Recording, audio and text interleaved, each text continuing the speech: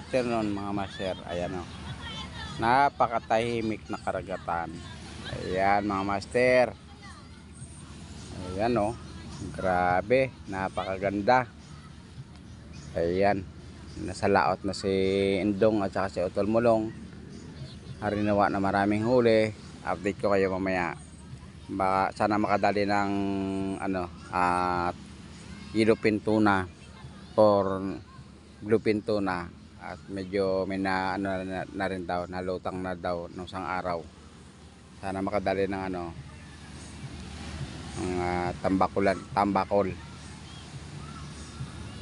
Pagulyasan. Ayan o. Grabe, napakalinaw ng dagat. Kitang kita ang bundok ng Tablas Island. Ayan o. Napakalinaw.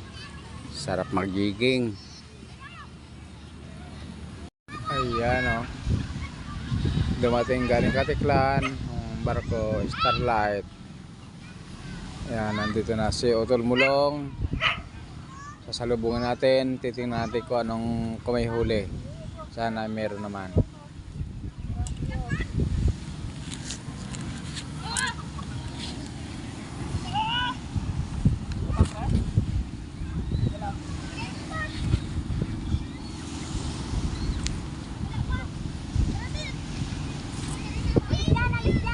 May dawe?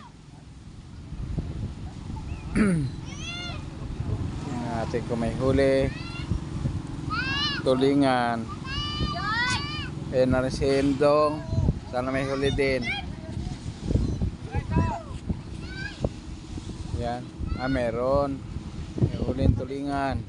Ayan o. Namigay sa mga tumulong sa nanulungan. Ganyan dito sa amin. Pag tumulong ka sa pagbubuhat ng bangka, meron kang isda, libre pang ulam. Ayan, yan pa Sindong. Biglang naghabagat ang hangin. Ayan. Mga ilang kilo lang?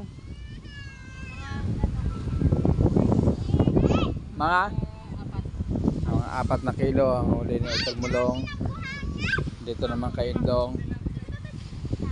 Tingnan natin kung marami.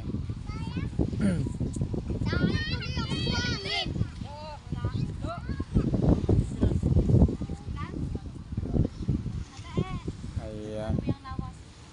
Si Indong mahinang huli. Si Utol Mulong ay nasa halos na 4 na kilo. Ilang piraso lang yan? 6 na piraso lang. Di 1 kilo lang yan. Okay, tayo Ito pa. ha? Yun.